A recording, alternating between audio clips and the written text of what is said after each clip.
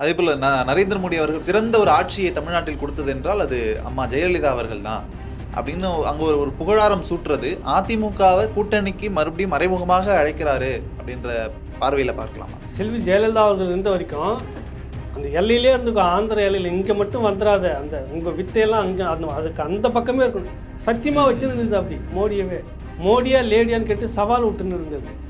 அந்த மாதிரி இருந்துட்டு இருந்தது. இப்போ அதை மனசில் வச்சுக்கிட்டு சொன்னார் சூப்பர் லேடி அது அந்த மாதிரி இல்லை. திமுகவை அழிக்கணும்னு நினைச்ச 70 ஆண்டுகளாக நினைச்சு கொண்டிருக்கக்கூடியவங்களாம் அழிந்து போனார்கள், அது வரலாறு. இவங்க தொட்டு பார்க்கணும் யோக்கியமாக இருக்கிற மாதிரி இவங்க தொட்டு பார்க்க முடியாது.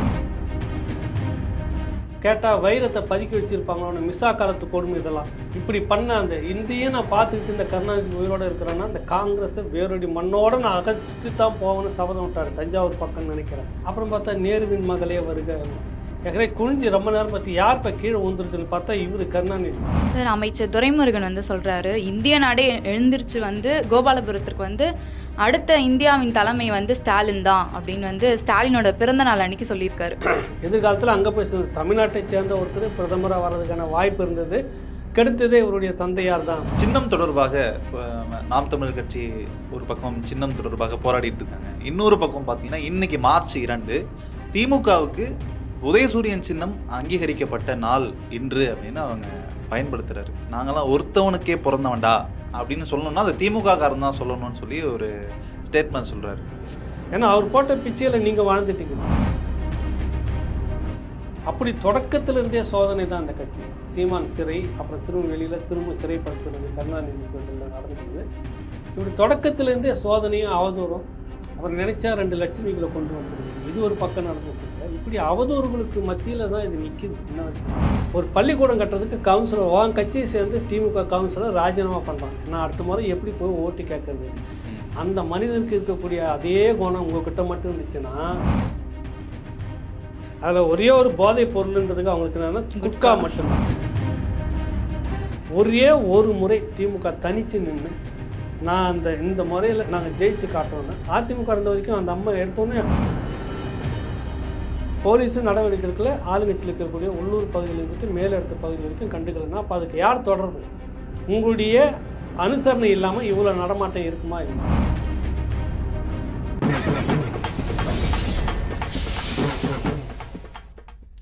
ராவணா பார்வையாளர்கள், தமிழ் உறவுகள் மற்றும் ராவணா நலம் விரும்பிகளுக்கு வணக்கம். நான் பாசு ராகவேந்திரன், இவர் கவிப்பிரியா.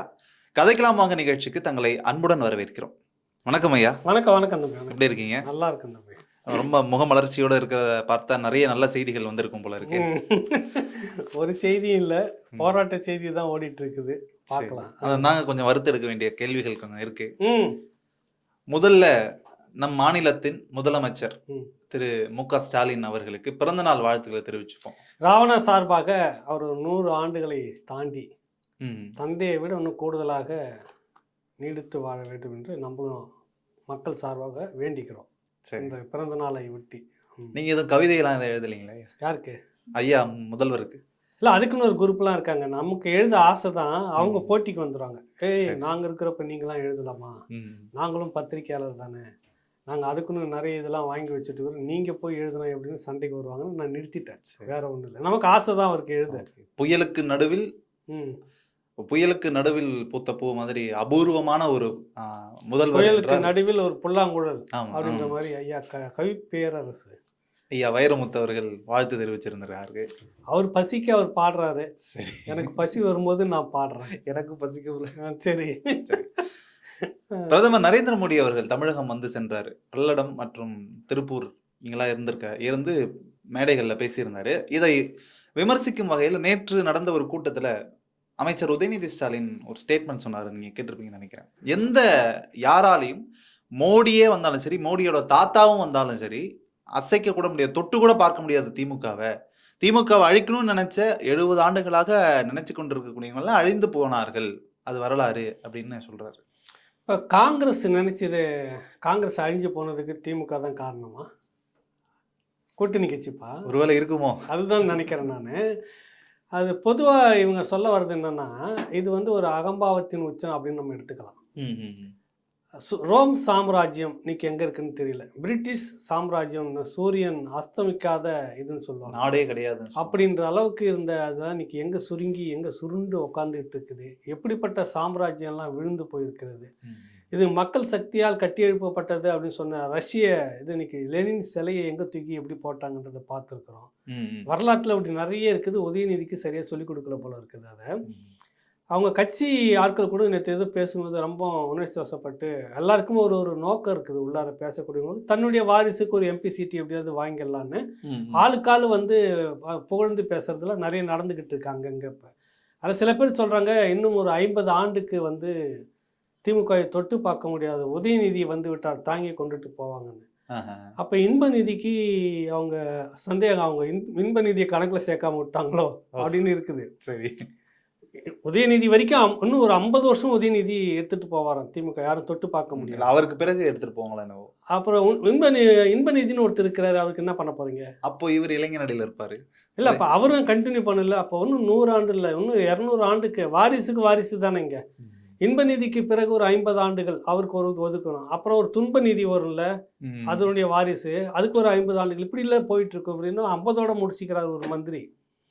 இது என்னன்னா இவங்களுக்கு வந்துட்டு தொட்டுப்பாரு அப்படின்லாம் சீன்றதுக்கு இப்போ எங்கே இருந்துட்டு இருக்கிறாருன்னு ஒருத்தருக்கு தெரியுது. வரலாறு கண் எதிர்க்க புழல்ல எப்படி இருந்த நான் இப்படி ஆகிட்டேன். 5வது முறையாக ஜாமீன் தள்ளுபடி செய்யப்பட்டிருக்கு. ஏற்கனவே தொட்டுப்பாருன்றதுக்கான இதுதான் அனுபவிச்சுட்டு இருக்கிறாங்க. அங்கே இவங்க தொட்டு பார்க்கணும் யோக்கியமாக இருக்கிற மாதிரி இவங்க தொட்டு பார்க்க முடியாது, தொட்டு பார்க்க முடியாதுன்னு தொட்டுலாம் பார்க்க முடியாது, கட்டி பிடிச்சிப்பாங்க பின்னாடி போய் பாரதிய ஜனதா கட்சியை. நீங்களும் நீண்ட நாளாக சொல்லிட்டு தான் இருக்கீங்க. நீங்கள் திரும்பவும் சொல்கிறேன், நான் 100 முறை நான் எழுதி கொடுக்குறேன். தவறு இருந்துச்சுன்னா நீங்கள் வேணால் திரும்ப கேளுங்க. இந்த முறை பாரதிய ஜனதா கட்சி ஒருவேளை மீண்டும் அதிகாரத்துக்கு வந்து விட்டால் நான் எழுதி கொடுக்குறேங்க, பாரதிய ஜனதா கட்சியில் திமுக உள்ள போய் ஒட்டிக்கும். தொட்டுலாம் பார்க்க வேணாம், நாங்களே ஒட்டிக்கிறேன் எஜமான்னு ஒட்டிப்பாங்க. சும்மா வாய் சவடால் இது உங்கள் தாத்தா அந்த மாதிரி தான் சவடால் விட்டார். இந்த காங்கிரஸை இந்த மண்ணிலேருந்து வேரோடி மண்ணோடும் நான் அகற்றுவேன். அதுக்கு தான் அந்த கருணாநிதி உயிரோடு இருக்கிறான். இந்த வைகோவுக்கு சீனியர் அவர். திமுகவை இந்த வேரோடும் வேரடி மண்ணோடும் வீழ்த்துவதற்கு தான் அந்த வைகோ அவதாரம் எடுத்திருந்தான்னு சுடுகாட்டிலேருந்து கத்தினார். அவர் சாம்பல்லாம் பூசிக்கிட்டு கண்ணீர் விட்டு அழுதுக்குன்னு. ஆமாம்பா, அவருக்காக தீ குளித்தவங்கெல்லாம் இறந்தாங்க. திமுகலேருந்து பிரித்த உடனே தொடர்ச்சியாக தீ குளிச்சுக்கிட்டு இருந்தாங்க. அந்த சுடுகாட்டிலலாம் போயிட்டு அழுதுட்டு தான் சொல்லிட்டு இருந்தார். சபதம் என்னாச்சுன்னு இன்னைக்கு தெரியும். இவங்க திராவிட கோச்சிங்குடைய சபதம்லாம் எந்த காலத்தில் நிறைவேறி இருக்குது? அடைஞ்சால் திராவிட நாடு இல்லையே சுடுகாட்டில் தான் இன்றைக்கி போய் மெரினா பீச் சுடுகாட்டில் இருந்துட்டு இருக்கிறாங்க. சரியா? நம்ம தப்பாக சொல்லலை. இவங்க லட்சணம் அந்த மாதிரி இருக்குது. ஒரு சபடாலும் நிறைவேற்றினது இல்லை. வைகோ லட்சணம் இது. கருணாநிதி ஏற்கனவே ஒரு லட்சம் இது போட்டார் சபதம். இந்த காங்கிரஸ் என்னுடைய மனைவி உங்களுடைய அண்ணியை தயாலா அம்மாவை அரை நிர்வாணப்படுத்தி படிக்கட்டில் இறங்க விட்டாங்க. கேட்டால் வைரத்தை பதுக்கி வச்சுருப்பாங்களோன்னு மிஸ்ஸா காலத்து கொடுமை. இதெல்லாம் இப்படி பண்ண அந்த இந்தியை நான் பார்த்துக்கிட்டு இந்த கருணாநிதி உயிரோடு இருக்கிறான்னா அந்த காங்கிரஸை வேரோடி மண்ணோட நான் அகற்றிட்டு தான் போவேன்னு சபதம் விட்டார். தஞ்சாவூர் பக்கம்னு நினைக்கிறேன். அப்புறம் பார்த்தா நேருவின் மகளே வருகன்னு எகரே குனிஞ்சு ரொம்ப நேரம் பார்த்து யார் இப்போ கீழே வந்துருக்குன்னு பார்த்தா இவர் கருணாநிதி. அரசியல் இதெல்லாம் சாதாரணமாக என்ன அதுதான் சொல்கிறார் இவர். இப்போ நீங்கள் சபதம் விடுறாருல, நீங்கள் இன்னும் ஒரு 4 மாதம் கழித்து பாருங்களேன். 5வது மாதத்தில் வந்து அரசியல் இதெல்லாம் சகஜம், நாங்கள் தமிழ்நாட்டு நலன் கருதி எங்கள் மான மரியாதை எல்லாத்தையும் அடகு வச்சுட்டோம் அப்படின்னு சொல்லிட்டாருன்னு சொல்லிவிடுவாங்க பாஜகவிடம். ஆமாம், பாஜகவில் முதல்ல துண்டு போகிறது இந்த கோஷ்டியாக தான் இருக்கும். நீங்கள் எலெக்ஷனுக்கு பிறகு ஒரு வேளை அவங்க வந்துட்டாங்கன்னா அந்த மாதிரி இருக்கும். காங்கிரஸ் வந்துச்சுன்னா வழக்கம் போல் உள்ளே போய் நினைச்சிட்டு கொழுத்த மந்திரி பதவியெல்லாம் பண்ணிட்டு அப்புறம் மாநில உரிமையெல்லாம் எங்கன்னா பேசிடுவாங்க. அவங்க இவங்க இப்படி தான் பேசிக்கிட்டு இருப்பாங்க. இது 10ஓட 11 தேர்தல் வருது, பாஜக உள்ளே பூந்துருன்னு சொல்லிட்டு என்ன இப்போ நம்ப மாட்டிருக்கிறாங்க யாரும். நீங்கள் உள்ளே போகாம இருந்தீங்க சரிப்பான்னு சொல்லிட்டுன்னு இப்போ வேற ஏதாவது பேசி சண்டை மாதிரி காட்டிக்கிட்டா தானே ஓட்டு வாங்க முடியும் சிறுபான்மை மக்கள்கிட்ட. சரி, அதனால சும்மா அப்படி வசனம் பேசிக்கிட்டு இருக்குது இதெல்லாம். சரி, நிஜத்தில் அதெல்லாம் சாத்தியமே இல்லை. உங்க ஏற்கனவே பத்திரம் எழுதி கொடுத்துட்டாங்க, அடிமை சாசனம். அது சொல்ல வரேன் நான்.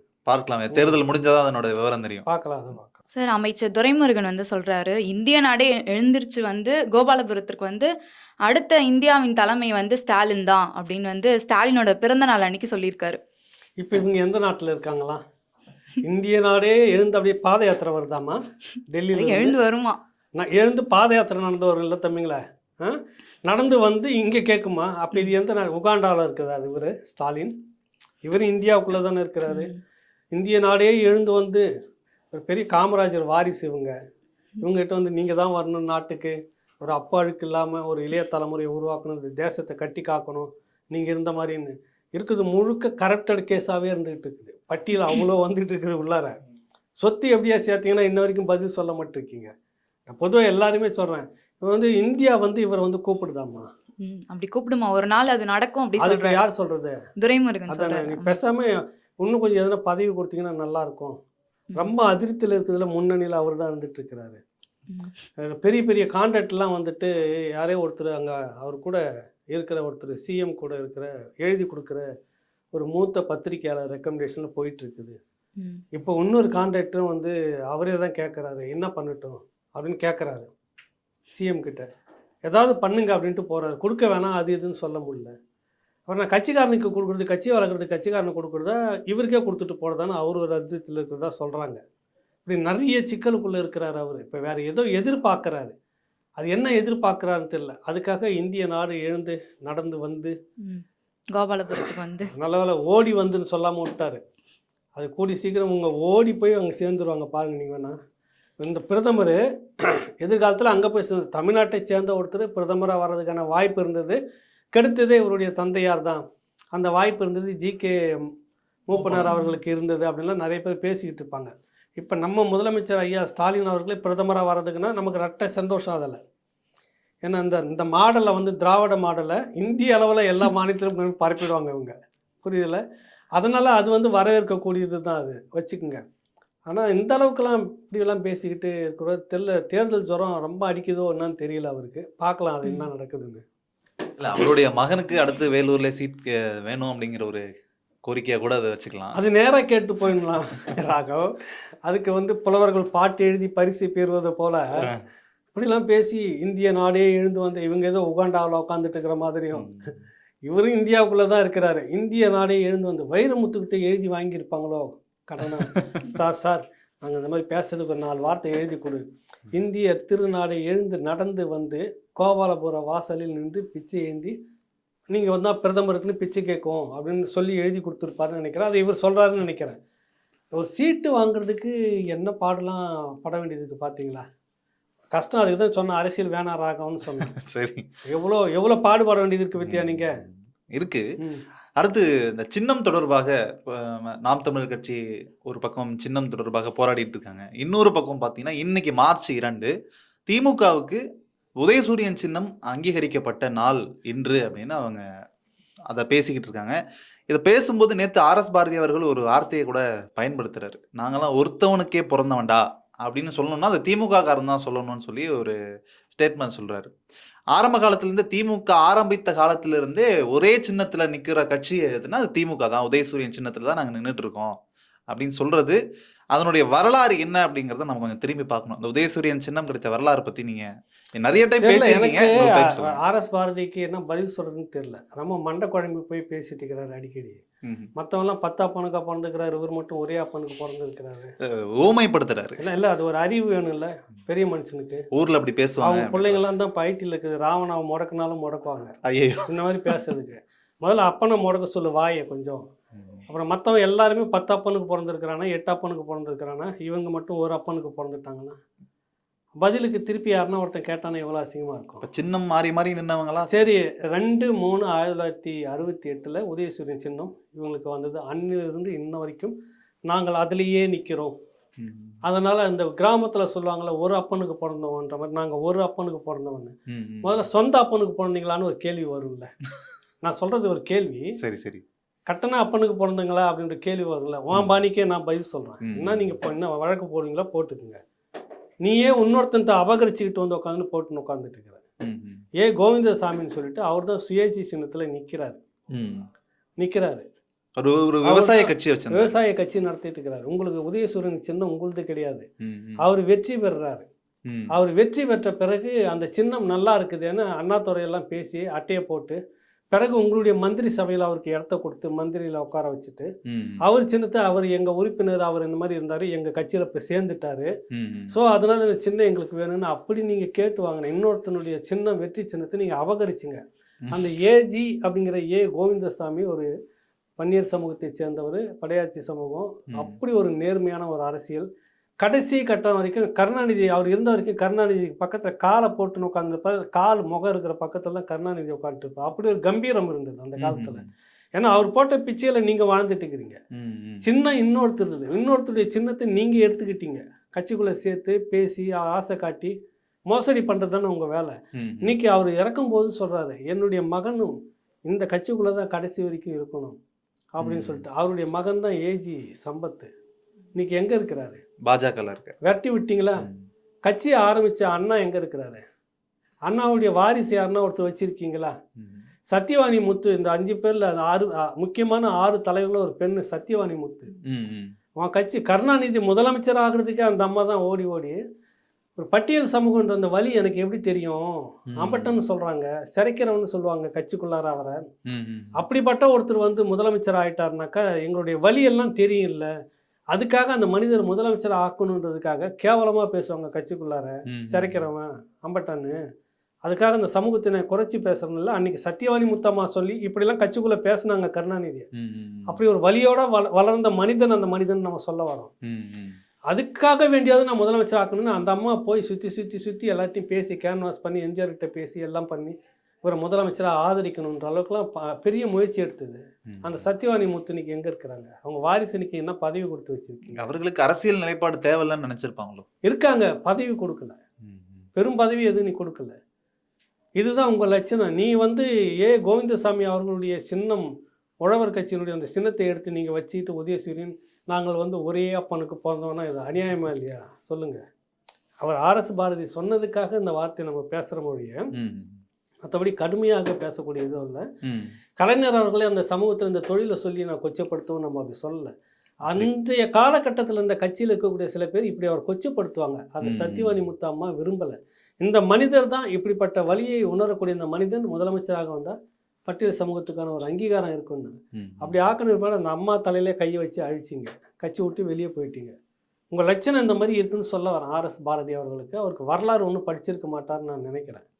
நான் அப்படி தான் சொல்லணும் அவரை. நீங்கள் சொல்கிறத பார்த்தது பிறகாவது அவர் அதை பார்த்து படிச்சு இல்லை. அவர் என்ன, நீ கட்சி சின்னத்தையே இன்னொருத்தருடைய சின்னத்தை எடுத்து அட்டையை போட்டு வச்சுன்னு உட்காந்துங்க. நீங்கள் கெஞ்சி கூத்தாடி உட்காந்துட்டு அவன் வாரிசு நீங்கள் கட்சியிலேருந்து துரத்தி விட்டீங்க. அது போய் பாஜக இருக்குது பாவம். நீங்கள் இப்படி இருக்கிற நீங்களே வந்துட்டு எங்களுக்கு ஒரே சின்னம் நாங்கள் இது சொல்கிறதுக்கே உங்களுக்கு அசிங்கமாக இல்லை? நீ 60 வருஷமாக அதையே வச்சுட்டு இருக்கிறன்றதுக்கும் நேற்று வந்த ஒருத்தர் கூட பார்த்துட்டு போட்டி போகிறது எப்படி சமமாக இருக்காது? எப்படி சமமான தேர்தலாக இருக்க முடியும் சொல்லுங்கள்? இதுக்கே முதல்ல இல்லை. வாய் அடக்கம் முதல்ல RS பாரதி அவர்களுக்கு வேணும். நான் ஒரே அப்பனுக்கு தான் பிறந்தோம் நாங்கன்ற மாதிரி தான்னாக்கா அப்புறம் மற்றவங்களாம் 10 அப்பனுக்கு பிறந்து நிற்க முடியும். அது அறிவியல் பூர்வமாக கிடையாது. யாரோ ஒருத்தனுக்காக தானே பிறந்தாகணும். அது தப்பு இல்லை. நீங்கள் அரசியல் கட்சிக்குள்ளே வந்துட்டு பண்ணி மற்றவங்கள பார்த்து இப்படி பேசுறது தப்பு இல்லை, கண்டிக்கக்கூடியது தானே இது. யாரும் அது தொடர்பாக யாரும் கண்டிக்கவும் இல்லை, எதிர்த்து பேசவும் இல்லை. நீங்கள் தான் முதல் முறையில் நம்ம தான் இதை பேசுகிறோம். இல்லை தப்பு, இது யார் பேசினாலும் இந்த வார்த்தையை தப்பு. நீங்கள் உங்கள் கட்சியினுடைய பழைய வரலாறு நீங்கள் பாருங்கள். அந்த சின்னத்தை எங்கேருந்து எடுத்துன்னு வந்தீங்க? அந்த சின்னத்தை கொடுத்தவங்க எங்கே வச்சுருக்கீங்க? நீங்கள் அவங்களுக்கு உண்டான மரியாதை செய்தீங்களா? இந்த வரலாறுலாம் இருக்குது இல்லை. அதுக்கு முன்பாக இந்த உதயசூரியன் சின்னம் வந்து பட்டியல் சமூகத்தை சேர்ந்த ஒரு வேட்பாளர் பயன்படுத்திட்டு இருந்தாங்க முன்னாடி. அங்கேருந்து தான் இந்த சின்னம் இப்போ இங்கே வந்தது. தேர்தல் ஆணையம் அதை அப்படியே கொடுத்துட்டு அவர்கிட்ட கொடுத்தாங்க. கோவிந்தசாமி சுயேட்சை அப்போல்லாம் அவங்க டிக் பண்ணி எங்களுக்கு இது வேணும்னு வாங்கி எடுத்து போட்டு ஜெயிச்சது. ஆஹா இது நல்லா இருக்குதுன்னு அட்டையை போட்டுருணுமேனு பேசி அவர் கட்சிக்குள்ளே கூப்பிட்டு இணைச்சி மந்திரி பதவி கொடுத்துட்டு அப்படி எங்கள் கட்சிக்கு அவர் வந்துட்டார்னு எழுதி கேட்டு வாங்கினது. இது என்ன உங்களுக்கு நிரந்தரமானது? அந்த சின்னத்தை கொடுத்த மனிதரே அவருடைய வாரிசனிக்கு உங்கள் கட்சியில் இல்லை. அதுக்கு நீங்கள் வெக்கப்பட வேணாம்? அசிங்கமாக இல்லை உங்களுக்கு? அந்த சமூகத்தை நீ புறக்கணிச்சிருக்கிறீ, அது அசிங்கமாக இல்லை? இதை விட்டு எங்களுது தான் அந்த சின்னம், அதுதான் பரம்பரை, நாங்கள் ஒரே அப்பனுக்கு பிறந்தன்றது வெக்கமாக இருக்குதுல்ல இப்படி பேசுறதுக்கு. அதான் பதில் அவருக்கு. நாம் தமிழர் கட்சிக்கு விவசாய சின்னம் கிடைக்குமா கிடைக்காதா அப்படின்ற கேள்வி ஓடிட்டு இருக்கும்போது நீதிமன்றத்தில் முறையிடுறாங்க. நீதிமன்றத்திலேருந்து ஒரு வாதம் வருது. நீங்கள் அங்கீகரிக்கப்பட்ட கட்சி இல்லை, பதிவு செய்யப்பட்ட கட்சி தான், அதனால் உங்களுக்கு இதை அனுமதி கோரி நீங்கள் மனு போட்டதே ஏன் போட்டிங்கன்ற மாதிரி கேட்குறாங்க. என்னதான் நடந்துட்டு இருக்கு? இல்லை, அதுக்கு பதில் வந்து வாதம் ரொம்ப சரியான வாதத்தை வந்து வச்சுருந்தாங்க. தேர்தல் ஆணையம் சில விதிமுறைகள்லாம் வச்சுருக்குது. அதுக்கான அந்த நீங்கள் கேட்டிருக்கீங்க, உங்களை மதித்து அதுக்கான ஆவணங்களோட கொண்டு வந்து கொடுக்குறேன். நாங்கள் ஒரு பக்கம் ஒன்றுமே இல்லாமல் ஆதாரம் அப்படியான எதுவுமே இல்லாமல் பட்டுன்னு ஒருத்தர் விண்ணப்பிக்கிறாருன்றப்ப நீங்கள் அவருக்கு தான் கொடுத்தீங்கன்னா எப்படி கொடுத்தீங்க? அப்போ நீங்கள் நடைமுறைப்படுத்துகிற 5 ஆண்டு 3 ஆண்டுகளுக்கு தேர்தல் கட்சியினுடைய வரவு செலவு கணக்கு, அப்புறம் கடந்த நாடாளுமன்ற சட்டமன்ற தேர்தலுடைய வரவு கணக்கு இதெல்லாம் கொடுத்துருக்கணும். 1% மேற்பட்ட வாக்குகளை நீங்கள் வாங்கியிருந்தால் திரும்ப அந்த சின்னம் கேட்கறதுக்கான ரைட்ஸ் உங்களுக்கு இருக்குதுன்னு எல்லாம் நீங்கள் தான் வச்சுருக்கீங்க தேர்தல் ஆணையத்தில்.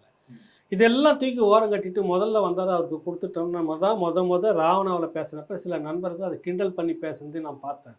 முதலில் வந்தவர்களுக்கு முன்னுரிமை அதை நாங்கள் கொடுத்துட்டோம், உங்களுக்காக தேர்தல் விதிமுறையெல்லாம் காத்துட்டு இருக்க முடியாது, மாற்ற முடியாதுன்னெலாம் சொல்லியிருக்காங்க. அப்போ இந்த நடைமுறைன்னு ஒன்று வச்சுருக்கீங்கல்ல, ஏன் இவ்வளோ ப்ராசஸ் வச்சுருக்கீங்க? இப்படிலாம் செய்யணும் 1% ஏற்கனவே வச்சுருந்தாங்கன்னா ஏற்கனவே பயன்படுத்திக்கிட்டே இருந்தீங்கன்னாக்கா அதை கேட்கலாம், இப்படிலாம் இருக்குது இல்லை. அதை சொல்லி வாதாடி இருக்கிறாங்க. அந்த முடிவு என்ன வருதுன்றதை பார்ப்போம். எது வந்தாலும் இந்த கட்சி தொடங்கப்பட்டதுலேருந்தே ஒரு 1.5 ஆண்டுகளுக்குள்ளாகவே 10 மாதத்துக்கு மேலே சிறையில் இருந்த ஒரு நபரை நீங்கள் பார்த்துருக்கீங்களா? அப்படி தொடக்கத்திலிருந்தே சோதனை தான் அந்த கட்சி. சீமான் சிறை, அப்புறம் திரும்ப திரும்ப சிறைப்படுத்துனது கருணாநிதி பீரியடில் நடந்தது. இப்படி தொடக்கத்திலேருந்தே சோதனையும் அவதூறும், அப்புறம் நினைச்சா 2 லட்சுமிகளை கொண்டு வந்துருவீங்க, இது ஒரு பக்கம் நடந்துட்டு இருக்குல்ல. இப்படி அவதூறுகளுக்கு மத்தியில் தான் இது நிற்கிது இன்ன வரைக்கும். ஆனாலும் எழுந்து நிற்குதுன்றப்ப அந்த பயம் உங்களுக்கு ஏதோ ஒரு நடுக்கத்தை தருது. அதுக்காக ஏதோ சதி செய்யறதா நீங்கள் நினைக்கிறீங்க. அதுதான் அதை நோக்கி முடிச்சிடலாம் இதை அப்படின்னு பார்க்குறீங்க. அதை தாண்டி வெளியில் பாய்ச்சலாக போகக்கூடியவங்க தான் இந்த தம்பிங்க, நாம் தமிழர் கட்சியும் சீமானும் இந்த தலைமையும் அப்படின்றது தான் நம்மளுடைய வாதமாக வைக்கிறோம். அது சரியா தவறான்றது காலம் இந்த தேர்தலுக்கு பிறகு ஒரு முடிவை சொல்லும். பார்க்கலாம் முடிவு என்ன வருதுன்றது. சார் எனக்கும் சின்ன பிரச்சனை தான். மதிமுக இருக்காங்கல்ல சார், அவங்க எனக்கு பம்பரம் சின்ன தான் வேணும் அப்படின்னு அடம்பிடிச்சிட்டு இருக்காங்க. ஆனால் போன தேர்தலில் வந்து உதயசூரியனில் போட்டிட்டாங்க. இந்த தேர்தலில் ஏன் வந்து பம்பர சின்னம் வேணும் அப்படின்னு அடம்பிடிக்கிறாங்கன்னு தெரில சார். சுயமரியாதை வந்துட்டு இருக்கு, வேற ஒன்றும் இல்லை. அவங்களுக்கு தூங்கிக்கிட்டே இருப்பாங்க. அவங்க திடீர்னு சுயமரியாதை வந்து சிலுத்துக்கிட்டு எழுந்து நிற்பார் ஐயா வைகோ. போன முறை என்ன சொல்கிறாங்கனாக்கா, எங்களுக்கு கட்சி ஒரு அங்கீகாரம் வேணும், சின்ன எங்களுக்கு அங்கீகாரம் வேணும், 4-5% நாங்கள் எடுத்துட்டோம்னாக்கா, போன முறை வந்துட்டு 4% சிலது குறைச்சி காட்டி எங்கள் சின்னம் போயிடுச்சு. அதனால் எங்களுக்கு இப்போ 5% மேலே வரப்போ நாங்கள் வந்து நிரந்தரமாக ஒரு சின்னத்தை வச்சுக்க முடியல, அதுக்காக நாங்கள் இந்த சின்னத்தில் நிற்க போகிறோம், நாங்கள் வந்து உதயசூரியன் சின்னத்தில் நிற்க மாட்டோம், எங்களுக்கு வேணாம், நிற்க மாட்டோம்னு சொல்ல மாட்டார் அவர், ஒரு ரெக்வஸ்ட் வைக்கிறார், ப்ளீஸ் கிவ் மீ அப்படின்னு சொல்லுவாங்க. நம்ம பள்ளிக்கூடத்தில் கடிதம் எழுதுங்களா, please give me one day letter, 1 day leave அப்படின்னு கடிதம் எழுதுவோம்ல, அந்த மாதிரி ப்ளீஸ் ஏதாவது பார்த்து செய்யுங்கன்னு திமுக கிட்ட கோரிக்கை வைக்கிறாரு. அவர் உரிமையெல்லாம் கேட்க முடியாது, அவர் எது கெஞ்சிறாரு, என்ன எப்படியாவது கொடுக்குறதே பெரிய விஷயம். இதில் வந்து நீங்கள் சண்டை போட்டு இதெல்லாம் உரிமையெல்லாம் கேட்க முடியாது. உதயசூரியன் சின்னத்தில் ஏற்கனவே நின்று இருக்காங்க, அவங்க கட்சி ஆட்கள் நின்று இருக்கிறாங்க. இப்போ 2 வேணும், 2ல் 1 உதயசூரியன், 1 வந்துட்டு அந்த 1 வந்து ஏன் நாங்கள் 2மே சொந்த சின்னத்தில் நின்னோம்னா எங்களுக்கு ஒரு அங்கீகாரம் கிடைக்கும், அடுத்த முறை இந்த சின்னத்தை நாங்கள் பர்மனெண்ட்டாக வச்சுக்குவோம் அப்படின்னு ஒரு கோரிக்கையெல்லாம் வைக்கிறார். அப்படி வைக்க தோணுது உங்களுக்கு?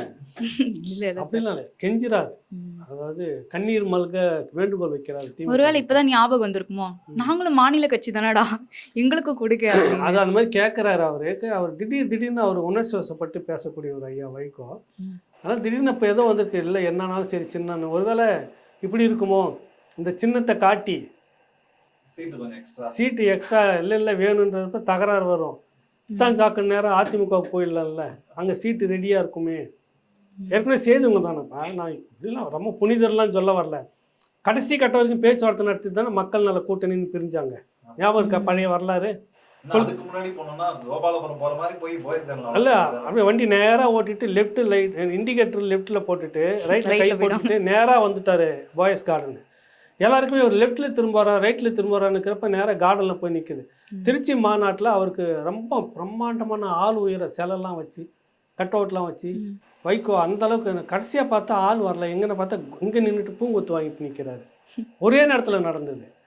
அதுக்கு பிறகு பார்த்தீங்கன்னாக்கா இந்த 2வது முறை வந்துட்டு அதிமுக நான் ஒழிச்சே தீருவேன் அந்த மது சாராயத்தலாம் அப்படின்னு கால் கடுக்க கன்னியாகுமரியிலேருந்து நடந்தே வந்து முடிகிற நேரத்தில் பார்த்தா அதிமுகவில் சேர்ந்துட்டார். அவருடைய வரலாறுலாம் கேட்டிங்கனாக்கா, அதாவது மேஜிக்கில் கூட அந்த கரணை அடிச்சிருக்க மாட்டாங்க, அப்படி ஒரு கரணை அடிக்கிறவர் அவர். இப்போ வந்து இந்த மாதிரி வந்து பேசுகிறாரு, இந்த மாதிரி கேட்குறாருன்னா அவருக்கு புதுசில் என்னென்னா பேசிக்கிட்டு இருப்பார். போன மாதிரி எதுக்கு பிரிஞ்சு மக்கள் நல கூட்டணின்னு போனாங்க? சீட்டு பேரம் வந்து சரி வரல ஒன்று. அடுத்தது தனிச்சு நின்னாங்கன்னா குறிப்பிட்ட ஓட்டு பிரியும், ஓட்டு பிரிஞ்சிங்கன்னா அதிமுகவுக்கு நன்மையாக இருக்கும். திரும்ப கூப்பிலே உட்காந்துருப்பார் கலைஞர், வர முடியாமல் போச்சா, அப்படி ஒரு வேலையை செஞ்சவர் தானே இவர் ஐயா வைகோ. இவர் தானே அதுக்கு இப்போ தளபதியாக இருந்து வழி நடத்தினார், எல்லாரும் பிரிச்சுட்டு போனார். இப்போ அந்த அந்த மாதிரி எதனா நடக்கிறதுக்கு பிள்ளையார் சொல்லி போடுறாரோன்னு தோணுது. சின்னத்தில் ஆரம்பிச்சு இல்லை நீங்கள் ரெண்டையும் எனக்கு இந்த சின்னமே தான் கொடுக்கணும், எல்லாம் நிற்க மாட்டேன்னு நீ என்ன அப்படியே சொல்லிட்டு இருக்கிற அப்படின்னு அவங்க பதிலுக்கு பேச கொஞ்சம் மனக்கசப்பாயி அந்த மனக்கசப்பில் துள்ளி குதிச்சு நேரம் அந்த பக்கம் போயிட்டாருன்னு காம்பவுண்டுக்கு வெளியில் அதிமுக அந்த நடந்துடக்கூடாதுன்னு நினைக்கிறோம். அதுக்காக இந்த பதிலை சொல்கிறோம் நம்ம. இல்லை, அதே போல் விடுதலை சிறுத்தைகள் கட்சியும் நாங்கள் நிற்கிற தொகுதியில் பானை சின்னத்தில் தான் நிற்போம், எங்களுக்கு மாநில அங்கீகாரம் தேவைப்படுது அப்படின்னு கோரிக்கை வைத்ததாக தகவல் இருக்கு. அப்போனா அவர்களும் இந்த மாதிரியான ஒரு பேரத்தில் ஈடுபட்டிருக்காங்க. இப்போ தானே நான் சொன்னேன், போன முறை 2006 நினைக்கிறேன்ல மக்கள் நல கூட்டணி, 2016 தானே மக்கள் நல கூட்டணி, எப்படி விடிய விடிய பேச்சுவார்த்தை நடத்தி டக்குன்னு மக்கள் மேலே அக்கறை வந்து மக்கள் நல கூட்டணின்னு போனாங்கல்ல. இப்போ இவரும் நாங்கள் சின்னத்தில் தான் நிற்போன்றாரு, இவரும் நாங்கள் சின்னத்தில் தான், ஆனால் நாங்கள் கேட்குற தொகுதியை கொடுத்துடணும். திமுக என்ன நினைக்குது, எங்களுக்கு எம்பிக்கள் அதிகமாக உதயசூரியன் சின்னத்துலேருந்து திமுக எம்பிகள்ன்றப்ப தான் அவங்களுக்கு உள்ளுக்குள்ளே ஒரு உதறல் இருந்துக்கிட்டே இருக்குது. எப்படி ஒரு தொங்கு பாராளுமன்ற மாதிரி வந்து பாஜக நாளைக்கு எம்பிக்களுடைய ஆதரவு வேணும்னு நினைக்கிறப்ப நம்மக்கிட்ட பல்காக இருந்தால் தானே கொண்டு போய் கொடுத்து ஆதரவு வாங்கிட்டு நம்ம என்ன வேணாலும். கடந்த முறை வந்துட்டு நல்லா பிரியாணிலாம் சாப்பிட்டோம் இலையில, டிசைடிங் ஃபேக்டர் நல்லா மந்திரி சபையில் நல்லா கொழுத்து மந்திரி பதவியாக வாங்கிட்டு இருந்தோம்ல, என்ன அந்த மாதிரி வந்து இப்போ பிளான் பண்ணி நகர்றாங்க. அப்போ மொத்தமும் உங்களுக்கு உதயசூரியனாக இருக்கணும்னு அவங்க நினைக்கிறாங்க. அதுலேருந்து இறங்கி வர முடியாது அவங்களுக்கு. அப்போ இதில் ஒரு இக்கெட்டு வருமா வராதா? இப்போ வைகோவும் திரும்பவும் கூடி எஸ்கேப் ஆகிறதுக்கான வழி இருக்குதா இல்லையா? ஆக ஏதோ ஒரு வகையில் ஒரு தனி ரூட் போடுறாங்கன்னு தோணுது. பார்த்துக்குங்க மக்களே, இன்னும் ஒரு வாரத்தில் நம்ம திரும்ப பேசுவோன்ற மாதிரி இருக்குது. சரி, திமுக கூட்டணியில் வேல்முருகன் அவர்கள் ஏற்கனவே எம்எல்ஏவாக இருக்காரு. தமிழக வாழ்வுரிமை கட்சி நாடாளுமன்ற தேர்தலையும் ஒரு சீட்டு கேட்டிருக்கிறதாக தகவல் இருக்கு. அவருக்கு கிடைக்க வாய்ப்பு இருக்குமா? அதே போல வாய்ப்பு இருக்குமான்னு இல்லை, அவருக்கு நிறைய நெருக்கடியான நேரத்துலலாம் திமுகவுக்கு விசுவாசமாக வேலை செஞ்சுருக்கிறாரு, களப்போராட்டத்திலையும் இருந்திருக்கிறாரு. இப்போ அவருக்கு கொடுக்காம யாருக்கு கொடுக்க போறீங்க அப்படின்ற கேள்வி இருக்குதா இல்லையா? அதனால கட்டாயம் அவருடைய கோரிக்கை ஏற்கப்படணும். அவர் சும்மா இருந்துட்டு கடைசி நேரத்தில் தேர்தல் வந்தோடனே எனக்கு கொடுங்க அப்படின்லாம் கேட்கவே கிடையாது. அவர் களத்தில் இருந்திருக்கிறார், திமுக வேண்டி பல முறை பேசியிருக்கிறாரு, இக்கட்டான நேரத்தில் சோதனையான நேரத்தில் நின்று இருக்கிறாரு, உங்கள் கூடவே கடந்த முறை இருந்து இது வரைக்கும் ட்ராவல் பண்ணியிருக்கிறாரு. அப்புறம் அவருக்கு ஒரு சீட்டு கொடுக்குறதுல என்ன குறைஞ்சி போகுதுன்னு கேட்குறோம். செல்வாக்கு இருக்குது, குறிப்பிட்ட பகுதி அவருடைய செல்வாக்கு இருக்குது. அப்போ அவர் கொடுக்கறதுல வந்து என்ன இருக்குது அப்படின்ற கேள்வி இருக்குதா இல்லையா? பாட்டாளி மக்கள் கட்சி அந்த சமூகத்தினுடைய ஒட்டுமொத்த வாக்கு வங்கியும் அப்படி நேராக அதிமுகவுக்கு போகுது அப்படின்றப்ப உங்களுக்கு ஒரு அந்த சமூகத்தினுடைய ஒரு அங்கீகாரம் உங்கள் கட்சிக்குள்ள ஆட்கள் இருக்கலாம், அது வேற. ஆனால் தனித்து பார்க்கறது அப்படி தானே பார்க்காங்க. அதுக்காக வேண்டியாவது நீங்கள் வேல்முருகன் அவர்களுக்கு வந்து அந்த சீட்டை கொடுக்கறது திமுகவுக்கு நல்லது நம்ம நினைக்கிறோம். வேணாம் அப்படின்னு நினைச்சோன்னா அதுக்கு நம்ம என்ன பண்ண முடியும்? அவங்க பாடு. இல்லை, பார்க்குறவங்க என்ன திடீர்னு திமுக மேலே கரிசனம் அப்படின்னு கேட்பாங்களே. நமக்கு ஒரு கரிசனம் இல்லை, 50 வருஷம் தாண்டி திரும்ப 100 வருஷம் போகணுமா வேணாமா? பின்ன அதுக்காக நான் சொல்ல வரேன். அவங்க தானே பேசுகிறாங்க 50 வருஷம் கழிச்சு தொட்டு பார்க்கணும், அசைக்கவே முடியாதுன்னு. 50 வருஷத்துக்கு பிறகு நாங்களே படுத்துக்கணும்னு சொல்கிறாங்களான்னு நமக்கு தெரியல. இந்த தேர்தலுக்கு பிறகு தெரியும், பார்க்கலாம். சார், தமிழச்சி தங்கப்பாண்டியன் சொல்கிறாங்க கியூபா நாட்டுக்கு இணையாக வந்து பள்ளிக்கல்வித்துறையை வந்து அன்பில் மகேஷ் வந்து கொண்டு சென்றுட்டு இருக்காரு அப்படின்னு சொல்லிட்டு தமிழச்சி தங்கப்பாண்டியன் சொல்கிறாங்க. எங்கள் மெரினா பீச் அந்த இதுக்கா சமாதிக்கா? சார் இல்லை சார், பள்ளிக்கல்வித்துறை அதான் கியூபா நாட்டுக்கு இணையாக கொண்டு போயிட்டு இருக்கோம். அங்கே கொண்டுட்டு போகிறாங்களா சுடுகாட்டுக்குன்னு கேட்குறேன் நான். தமிழ்நாட்டில் காமராஜர்னு ஒரு பெரிய மனிதர் இருந்தார். அவர் இருந்தபோது இந்த புதிய கல்விக் கொள்கைன்னு இருக்குதுல்ல, அதை நடைமுறைப்படுத்தினாவே கியூபாவை விட நல்லா அங்கே இருந்துடும். இவங்க கியூபாவுக்கு போயிட்டாங்களாம். இங்கேயே ஒன்று இருந்தது, நீ இருக்குது எல்லாம் வியாபாரம் ஆக்கிட்டீங்க. கேட்டால் கல்வி நாங்கள் வந்த பிறகு பெருகி போச்சுனாக்கா உங்ககிட்ட இருக்கிற கல்வி முதலாளிகள் பெருகி போயிட்டாங்க. நீங்களும் நானும் கல்வி படிக்கிறதுக்கான வசதி இன்றைக்கி எங்கே இருக்குது? சாதாரண அரசு பள்ளியில் படிச்சுட்டு வந்தவங்களாம் எங்கே இருக்கிறாங்க? இன்றைக்கி எல்லாருமே தனியார் கல்லூரியில் தானே போய் நிற்கிறாங்க ராகவ். அது எல்லாம் யாருக்கிட்ட இருக்குது? நீங்கள் கியூபாவும் பேசுவீங்க, இங்கே வந்து முதலாளியாக வளர்ந்துக்குவீங்க. நீங்கள் ரஷ்ய கம்யூனிஸ்ட்டும் பேசுவீங்க, இங்கே வந்து நாங்கள் தனித்துவ முதலாளிகள் பெருமக்களுடைய தொழில் கூடார மாதிரி கல்வியை நாங்கள் இப்படி மாற்றுவோம், வியாபாரம் பண்ணிக்குவோம். ஏன் மேடம் அப்படி சொல்கிறாங்க தெரியல. நல்ல அருமையான ஒரு இலக்கியவாதி தமிழச்சி தங்கப்பாண்டியன். அந்த வகையில் நமக்கு நல்லா பிடிக்கும். அவங்க பேசுனாங்கனாக்கா பேச விடுறதில்ல திமுகவில், அது வேறு விஷயம்னு வச்சுக்கோங்க. இல்லை உண்மையிலே அவங்க ஸ்பீச்சை நீங்கள் கேட்டிருக்கீங்களா? மொதல் திமுகவில் இணைஞ்சி நிகழ்ச்சியில் நல்ல கலைஞர் அவங்க பேசுகிறப்ப ஏதோ இலக்கியங்கள் அலெக்சாண்டருடைய அந்த இறுதி இதை பற்றி அப்படி ஒரு அருமையான இது. விஷயம் தெரிஞ்சவங்க நல்லா, ஆனால் பேச விட மாட்டாங்க கட்சிக்குள்ளே. அதில் வர விரக்தியில் மேடம் இப்படிலாம் புலம்புவாங்க. அது ஏன்னு தெரியல, பார்க்கலாம் அதை. கல்வித்துறை சம்பந்தமா போனதுனால அடுத்த தொடர்ச்சியான கேள்வி, நெல்லை மாவட்டத்துல நெல்லை மேயர் மேல ஒரு புகார் எழுது. அதுவும் திமுக கவுன்சிலரே ஒரு புகார் கொடுக்குறாரு. பள்ளிக்கூட கட்டடத்தை கட்டுவதற்கு நிதி சரியா ஒதுக்க மாட்டீங்க, எவ்வளவு நாளாச்சு தரல, எப்படி நாங்க கட்ட முடியும், எந்த பணியும் செய்ய முடியலன்னு சொல்றாரு. ஒரு பக்கம் கல்விய கியூபாவுடைய அந்த நிலைக்கு உயர்த்தப்பட்டிருக்கு. இதான் கியூபாவுடைய வளர்ச்சி. அன்பில் மகேஷ் கொண்டுட்டு போறது இருக்குல்ல, பள்ளியெல்லாம் எப்படி இருக்குன்னு சொல்லிட்டு சொல்றாங்கல்ல மேடம். இப்போ கியூபா கிட்ட போயிட்டாங்க. இன்னொரு இந்த தேர்தல் முடிஞ்சோடனே கியூபாவுக்குள்ளே இறங்கிடுவாங்க அவங்க. இப்போ கிட்ட வரைக்கும் போயிட்டாங்க, எல்லா வரைக்கும் போயிட்டாங்க. இது சொல்கிறதுக்கு எவ்வளோ அசிங்கமாக இருக்குதுல்ல. திமுக பீரியடில் சுடுகாடு கட்டுறதுக்கு பணம் இருக்குது, பள்ளிக்கூடம் கட்டுறதுக்கு பணம் இல்லைன்னா வெக்கமாக இருக்குதா? சுடுகாடுனா தகன மேடை அதை சொல்கிறீங்களா? ஊருக்கு ஒரு தகன மேடை, எரியூட்டுற மேடை. அது நான் சொல்கிற சுடுகாடு தாஜ்மஹால் அப்படின்னு வச்சுக்கோங்களேன். வைரமுத்து பாணியில் தாஜ்மஹால். இது ஒரு தாஜ்மஹால். இது கலைஞருடைய சமாதி, எம்ஜிஆர் சமாதியில் வந்து தாஜ்மஹால். மெரினா பீச் சொல்றீங்க? சுடுகாடுனே நான் ஊர்ல இருக்க மெரினா பீச் 7 இருக்கு தம்பி, அதை கொச்சப்படுத்தாதீங்க. மெரினா பீச் அது மக்களுக்கான இடம், அது நல்லா தான் இருக்குது. சரி, நீங்க வச்சிருக்கிற சுடுகாட்டை வந்து தாஜ்மஹால்னு சொல்லிக்கிறீங்க. நீங்க எந்த மகாலாவது சொல்லிக்கிங்க, அது வேற. ஈவில் டவர்னு கூட சொல்லிக்கிங்க, அது பிரச்சனை இல்லை. இதை கட்டுறதுக்கு உங்களுக்கு கோடி கோடியாக பணத்தை வந்து கொட்ட முடியுது. ஒரு பள்ளிக்கூடம் கட்டுறதுக்கு கவுன்சிலர் வாங்க கட்சியை சேர்ந்து திமுக கவுன்சிலர் ராஜினாமா பண்ணுறான். நான் அடுத்த முறை எப்படி போய் ஓட்டு கேட்கறதுன்னு. அந்த மனிதருக்கு இருக்கக்கூடிய அதே குணம் உங்ககிட்ட மட்டும் இருந்துச்சுன்னா, அவர்கிட்ட இருக்கிற ரோஷம் உங்ககிட்ட இருந்துச்சுன்னா, நீங்கள் யாரும் ஓட்டு கேட்க போக மாட்டீங்க, நீங்களே ராஜினாமா பண்ணிட்டு உட்காந்துருவீங்க. கரெக்டா? அதானே அது? அது எவ்வளோ அசிங்கமாக இருக்குது. ஒரு பள்ளிக்கூடம் கட்டுறதுக்கு நான் கோரிக்கை வச்சு வச்சு வச்சு பார்க்குறேன், இது வரைக்கும் இல்லை. 10 வருஷம் ஆச்சு அது இடிஞ்சு விழுந்து. அதை வந்து நான் சொல்கிறேன், கேட்கவே இல்லை. அப்புறம் நான் எதுக்கு இருக்கணும், மக்கள்கிட்ட போய் என்னன்னு ஓட்டு கேட்கணும். அந்த கவுன்சிலர் ரிசைன் பண்ணுறாங்கல்ல, இப்போ அந்த மாதிரி நீங்கள் எல்லாம் ஒவ்வொருத்தரும் நினச்சிட்டிங்கன்னா திமுகவில் யாருன்னா மக்கள்கிட்ட போவீங்க? எப்படி போக முடியும்? பார்க்க மாட்டீங்க. அவருக்கு ரோசம் இருக்குது, ஏதோ உப்பு போட்டு சாப்பிட்றாரு, உங்களுக்கு அது இல்லைன்னு நினைக்கிறேன். பப்ளிக்கு தானே காசை கொடுத்தா ஓட்டு போட்டுருவாங்க நீங்கள் நினைக்கிறீங்க. பார்க்கலாம். காங்கிரஸ் கட்சியின் முன்னாள் தலைவர் எம்பி திருநாவுக்கரசர் அவர்கள் ஒரு ஸ்டேட்மெண்ட் சொல்றாரு. சீமான் பாணியில உங்கள்கிட்ட பேசினாதான் சரிப்பட்டு வருவீங்க போல அப்படின்னு பத்திரிகையாளர்களை பார்த்து பேசுறாரு. அது என்ன சீமான் பாணி தெரியல. இதுக்கு உண்மையிலேயே நாம் தமிழர் கட்சியிலேருந்து கண்டனம் வந்திருக்கும். சீமானோ இல்லை அது சம்மந்தப்பட்ட இருக்கக்கூடிய அங்கே இருக்கிற டீமோ கட்டாயம் பேசியிருக்கணும். சீமான் என்ன கெட்ட வார்த்தை பேசணும் தெரிகிறாராவா இருக்கிறாரு அப்படின்ற கேள்வி அவங்க கேட்டிருக்கணும். இந்த மண்ணை பற்றி, மக்களை பற்றி, கனிம வளத்தை பற்றி, எவ்வளோ வளங்கள் சுரண்டப்படுதுன்றதை பற்றி இப்போ தான் எல்லாருக்கும் விழிப்புணர்வாக வருது. பக்கத்து மாநிலம்லாம் அவனுடைய மண்ணையும் மலையும் பத்திரமா வச்சுக்கிறான். இங்கே வந்து எல்லாத்தையும் வெட்டி வெட்டி சுரங்க எடுத்துகிட்டு போகிறான். இது பேச ஆரம்பிச்சது இவங்க தான். திமுக என்ன பேசியிருக்காங்க இத்தனை வருஷத்தில்? 49 தொடங்கின திராவிட முன்னேற்ற கழகத்தினுடைய இதில் இப்போ தான் சமீபத்தில் வந்துட்டு சுற்றுச்சூழல் பாசறைன்னு அவங்க வைக்கிறாங்கன்னா, அப்போ அவங்க லட்சணம் எந்த அளவுக்கு இருந்திருக்குது? எவ்வளோ லட்சணத்தோட கட்சி வளர்த்துன்னு வராங்க பாரு. நாட்டு நலன் கருதி, அவங்க நலன் கருதி வளர்த்த கட்சின்றது அப்போ தான் அவங்க தெரியுது. ஆஹா, இதெல்லாம் பேசினா தான் நல்லதுன்னு நினைக்கிறாங்களோன்னு சீமானை பார்த்து கற்றுக்கொண்டவர்கள். அப்படி பலதையும் வந்து பேசுகிறாரு. கல்வியை பற்றி பேசுகிறாரு, வேலை வாய்ப்பு இல்லாத பற்றி பேசுகிறாரு, ஊழல் முறைகேடு குற்றச்சாட்டை பற்றி பேசியிருக்கிறாரு. இந்த நாடு எங்கே போயிட்டு இருக்குன்றது பேசிட்டு இருக்கிறாரு. என்ன அவர் வந்து சீமான் பாணியெல்லாம் என்ன பேசுகிறாரு அவர்? புரியல. நீங்களாம் என்ன புனிதமானவர்களா? திமுக காங்கிரஸ் கூட்டணி எத்தனை மேடையில் நீங்கள் வந்துட்டு அடித்து விரட்டிட்டுங்க ரத்தம் சொட்ட சொட்ட பத்திரிகையாளரை. நீங்கள் புனிதமானவர்களா? நீங்கள் உங்கள் ஆட்சியில் தானே இப்போ பத்திரிகையாளர் ஒருத்தர் வெட்டி கண்டமாக வெட்டி மருத்துவமனையில் வச்சுக்கிறது உன் ஆட்சியில் தானே? ஆமாம், சொல்லு.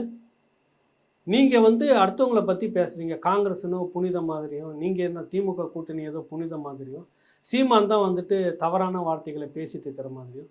இது உண்மையிலே நாம் தமிழர் கட்சி கண்டிச்சு இருக்கணும். ஏன் கண்டிக்கிற என்னன்னு தெரியல. அவர் பாசத்துக்குரிய அண்ணன் திருநாவுக்கரசு அப்படின்னு சொல்லிடுவாருன்னு நினைக்கிறேன். நான் அப்படி தான் சொல்லுவாருன்னு நினைக்கிறேன்.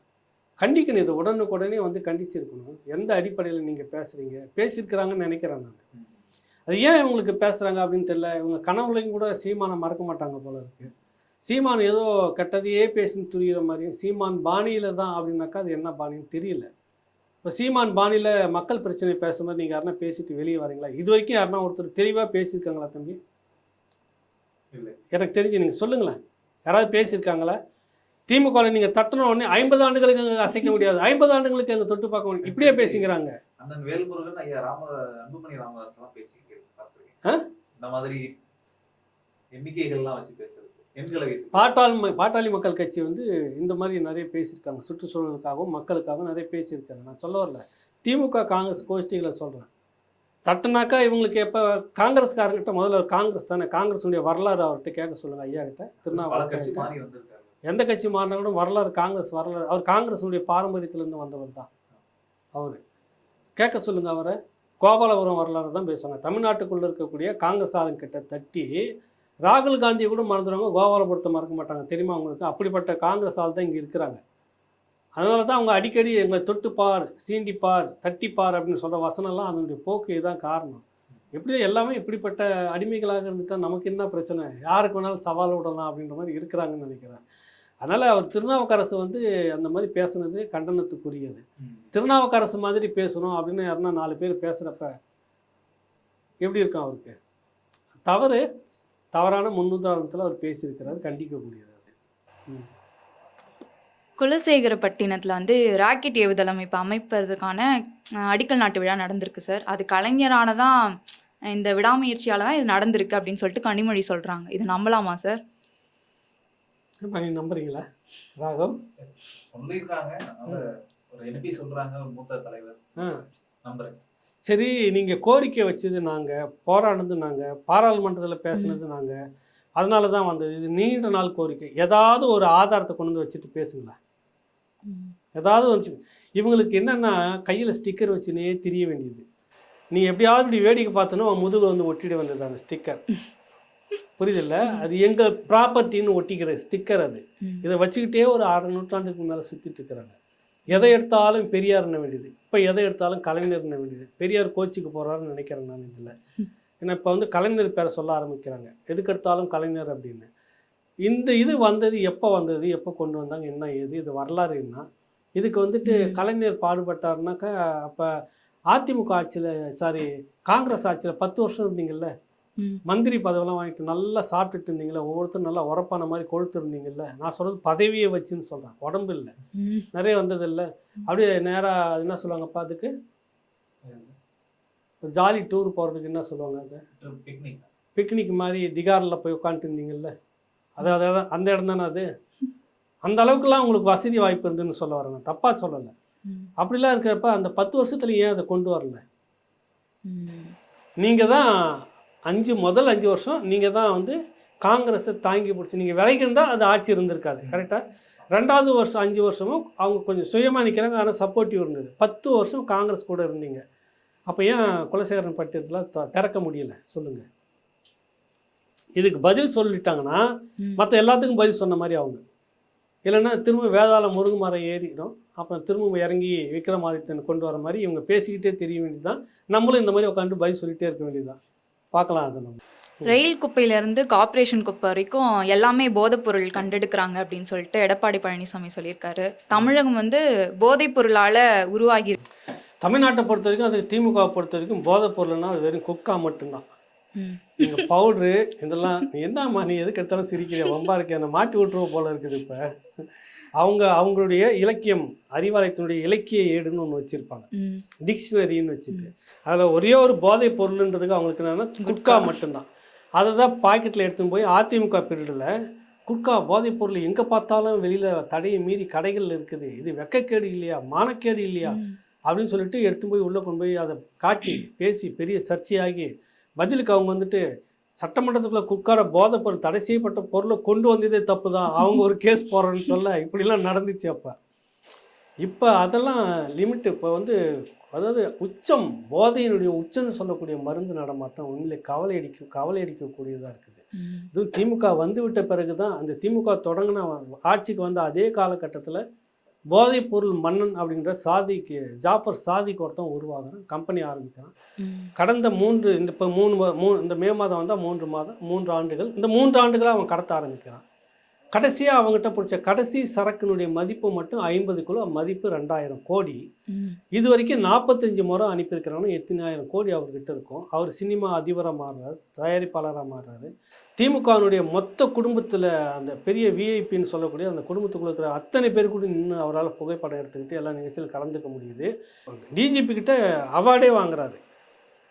இப்படிலாம் அவருடைய பரிணாம வளர்ச்சி வந்துக்கிட்டு இருக்குது. இந்த பக்கத்தில் வந்துட்டு கொரியர் அனுப்புறதன் வழியாக கடத்தலெல்லாம் நிறைய இதுவாக இருக்குதுன்னு திமுகவுடைய ஒரு நிர்வாகி அவர் சிற்றரசுன்னு அதை வந்து திறந்து வச்சது யார்? அந்த கொரியர் சர்வீஸ். அதுவும் இப்போ சமீபத்தில் தான் உதயநிதி வந்து திறந்து வைக்கிறாரு.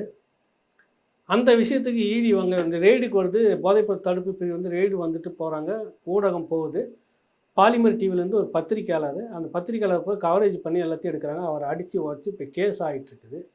பத்திரிக்கையாளரை மதிக்காத ஒரு கட்சினா திமுக தான். அது பாதுகாப்பு கிடையாது. சமீப காலமாக நிறைய நடந்துகிட்டு இருக்குது. பத்திரிக்கையாளர் பாதுகாப்பு சட்டம்னு ஒன்று வரணும்னு கோரிக்கை வச்சுக்கிட்டே இருக்கிறோம் தொடக்கத்தில் இருந்து. இன்ன வரைக்கும் கண்டிப்பாக இல்லை. கேட்டால் எங்கள் தந்தையார் அவர் சொன்னார் கருணாநிதி, நானும் ஒரு பத்திரிக்கையாளர் தான் தெரியுமா உங்களுக்கு அப்படின்னு கருணாநிதி. ஆமாம், இப்போ எங்கள் தந்தையார் ஒரு பத்திரிக்கையாளர், நானும் பத்திரிக்கையாளர் தான் உதயநிதி. ஏன்னா முரசொலிக்கு எடிட்டராக வந்துட்டால் பத்திரிக்கையாளர் ஆகிடுவாங்க. புரியுதில்ல? ஆமாம், நீங்கள் எதுவும் படிக்க வேணாம் எழுத வேணாம், எடிட்டர்னு வந்து உட்காந்துட்டிங்கனாவே நீங்கள் பத்திரிக்கையாளர். நாங்களும் பத்திரிக்கை. ஆனால் பத்திரிக்கையாளர் வந்து வெட்டி அடிப்போம் நாங்கள் தான். ரத்தம் சொட்ட அடிப்போம் நாங்கள் தான். முடிஞ்சால் நாங்கள் வெட்டி போடுவோம். இப்படி தான் நாங்கள் பண்ணும் மொழியை ஆனால் நாங்கள் பத்திரிக்கையாளர். இது நீங்கள் நம்பணும். இப்படி தான் சொல்லிட்டு இருக்கிறாங்க. இந்த போதைப் பொருள் இப்போ ஒரே நாளில் வந்து 150 கோடிக்கான இது. இப்போ நேற்று ஏற்கனவே 2000 கோடியே அங்கே பிடிக்கிறாங்க. டெல்லியில் ஒருத்தர் பிடிக்கிறாங்க. 3 பேர்கிட்ட விசாரிக்கிறாங்க. 3 பேர்கிட்ட விசாரிக்கும் போது இதுக்கான காட்ஃபாதர் யார் அப்படின்னு பார்த்தீங்கன்னாக்கா, மாஃபியா காட்ஃபாதர் ஜாஃபர் சாதிக், திமுகவுடைய முக்கியமான பொறுப்பில் இருக்கக்கூடிய அயலகாணி. இவரை பிடிச்ச உடனே என்ன ஆகுது, உங்களுக்கு விசாரிக்கிறாங்க. ஆள் பார்த்தா தலைமறைவு. அப்போ எப்படி முன்கூட்டியே தகவல் அவனுக்கு தெரிஞ்சிருக்கும்? என்ன நெட்வொர்க் இருக்குது? டிஜிபியே ஒரு விருது வாங்குறாரு அவர் கையாளன்றப்போ அவருடைய போலீஸ் நெட்வொர்க் எப்படி இருந்திருக்கும்? அரசியல் செல்வாக்கு இல்லாமல் இப்படி தப்பிக்க முடியுமா? பல கேள்வி வருது இல்லை இருக்குது. அவன் சார்பாக அவனுடைய நண்பர் தான் வந்து சிற்றரசு நடத்துகிறாங்க கொரியர். அங்கேருந்து கடத்தல் நடந்துருக்குதுன்னு சொல்லிட்டு ரெய்டு. அங்கே போனால் பத்திரிக்கையாளர் அடிக்கிறீங்க. புரியுதில்லை? இப்போ அதுக்கு அடுத்த நாளே பார்த்தீங்கன்னாக்கா 150 கோடிக்கு ஒருத்தன் மதுரையில் ட்ரெயினில் போய் இறங்கும்போது பிடிச்சிருக்காங்க. அவங்ககிட்ட வீட்டில் எவ்வளோ வச்சுக்கிறோன்னு சொல்லி கேட்குறப்ப இங்கேருந்து சொல்கிறான், ஒரு தகவலை சொல்கிறான். இங்கே ரெய்டுக்கு வரும்போது அந்த அம்மா தகவல் தெரிஞ்சு குப்பையில் தூக்கி போட்டுச்சு. அதை அப்புறம் குப்பை எங்கே போய் சேர்ந்துருக்குன்னு குப்பை போய் சேர்ந்த இடத்துல கிளறிகள் எடுத்துட்டாங்க. இப்போ மொத்த மதிப்பு 150 கோடி.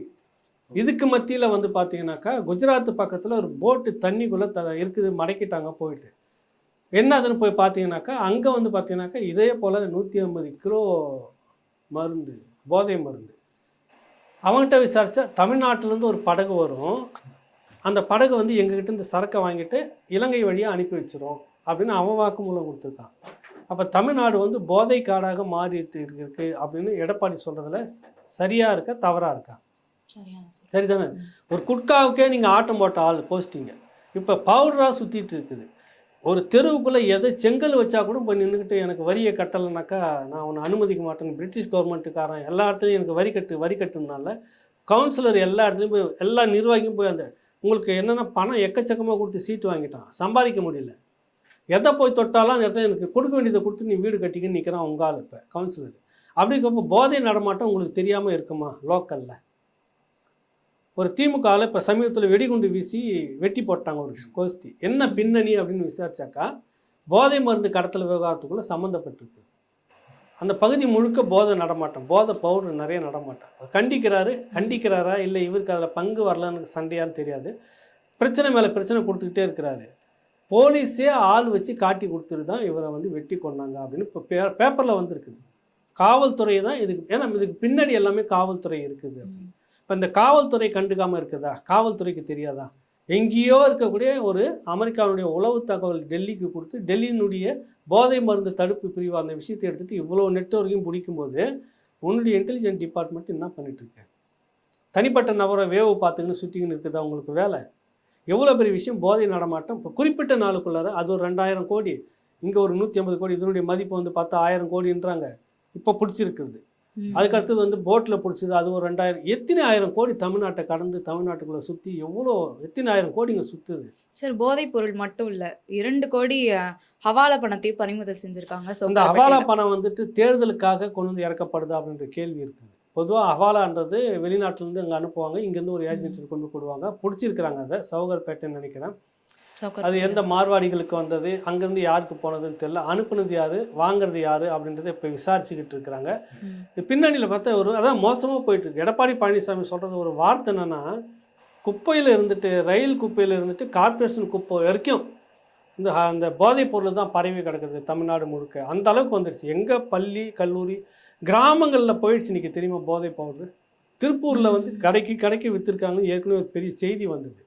கிராமங்களில் வந்து வைக்கிறாங்க. அப்போ கிராமங்கள் இருக்கிற கிராம பகுதியில் ஆளுங்கட்சிக்கு வேண்டப்பட்டவன் அதை கண்டுக்காமல் இருப்பானா? நடவடிக்கை எடுத்திருக்காங்களா? உன் ஏரியாவுக்குள்ளே திடீர்னு போதை நடமாட்டம் பிள்ளைங்கள்லாம் சாப்பிட்டு இருக்காங்க. அப்போ நீ பார்த்துருக்கிற ஒரு நிர்வாகி நீ இல்லாத கண்டிச்சிருக்கணும். உங்கள் ஆட்சியினுடைய பேர் தானே கெடுது. அப்போ அது யாருமே கண்டுக்கலன்னா அப்போ எல்லாருக்கும் தொடர்பு இருக்குதா இல்லையா? நீங்களே சொல்லுங்கள். இருக்குதா இல்லையா? என்னுடைய ஆட்சிக்கு கெட்ட பேர் வந்துடக்கூடாது ராகவன். நான் உடனே போலீஸ் ஸ்டேஷனில் சொல்லி நடவடிக்கை எடுக்கணுமா இல்லையா? போலீஸும் நடவடிக்கை எடுக்கல. ஆளுங்கட்சியில் இருக்கக்கூடிய உள்ளூர் பகுதியில் இருந்துட்டு மேலெடுத்த பகுதி வரைக்கும் கண்டுக்கலன்னா அப்போ அதுக்கு யார் தொடர்பு? உங்களுடைய அனுசரணை இல்லாமல் இவ்வளோ நடமாட்டம் இருக்குமா இல்லையா? சார் நாங்கள் ஆனால் உறுதிமொழி எடுத்திருக்கோமே. உதயநிதி அவர்கள் வந்து உறுதிமொழி எடுத்திருக்காரு போதைப் பொருளுக்கு எதிராக. உறுதிமொழி எடுத்துட்டாக்கா எங்களுக்கு அதுக்கு சம்மந்தம் இல்லை. அதே உறுதிமொழி எடுத்துட்டா இது நீ கூட தான் ஏற்கனவே உறுதிமொழி எடுத்து நானும் எங்கள் அப்பா கட்சிக்குள்ளே இருந்தாக்கா நானும் கட்சிக்கு வரணுமா, நான் சினிமாவில் தான் இருப்பேன் அப்படின்னு உறுதிமொழியாக தான் சொன்னீங்க. அப்புறம் இப்போ எங்கே நிற்கிறீங்க நீங்கள்? உறுதிமொழியில் பேப்பரில் சக்கரைன்னு எழுதி நக்கிக்க வேண்டியதுதான். அதுதான் திமுக. எந்த உறுதிமொழி அவங்க இது வரைக்கும் அவங்க அப்பா சொன்னார். நான் வேணால் எடுத்து காட்டுறேன் பேப்பரில். அப்பா வந்து சொன்னார் மதுவை ஒழிப்பது தான் எங்கள் முதல் கடமை அப்படின்னு சொல்லிட்டு தேர்தலில். அப்புறமா உதயநிதி சொன்னதும் பேப்பர் கட்டிங் வந்திருக்குது. மதுவை ஒழிப்பது தான் எங்களுடைய முதன்மையான வேலை ஆட்சிக்கு வந்தவுடன் அப்படின்னு சொன்னாங்க. அப்புறம் உதயநிதி அவருடைய புள்ள உதயநிதி சொன்னது மதுவை ஒழிப்பது தான் எங்களுடைய முதல் உறுதிமொழின்னு சொன்னாங்க. 3 பேருமே செய்யலை. அடுத்து இன்பநிதி வருவார். 50 வருஷத்துக்கு சொல்லிட்டாங்கல்ல. அவர் வந்து மதுவை ஒழிப்பது தான் எங்களுடைய முதன்மையான வேலை. ஆனால் எங்களுடைய பினாமி பேரில் சாராய் ஃபேக்ட்ரிலாம் நாங்கள் திறந்துப்போம், அது நடந்துக்கிட்டே இருக்கும் அப்படின்னு சொல்லிட்டுன்னு என்ன உறுதிமொழி நீங்கள் எடுத்திருக்கீங்க? எதை காப்பாற்றிருக்கீங்க? ஏதாவது ஒன்று சொல்லிட்டு அப்புறம் பேசலாம் நம்ம. அதை இறுதியான ஒரு கேள்வி. நாடாளுமன்ற தேர்தல் நெருங்கி கொண்டு இருக்கிறது. இன்னும் தேதி அறிவிக்கல. இருந்தாலும் கூட்டணி பேச்சுவார்த்தைகள் வேகமாக சென்று கொண்டு இருக்கு. காங்கிரஸ் ஒரு பக்கம் இன்னும் எத்தனை சீட்டுகள் அப்படிங்கிறது முடிவு செய்யலை.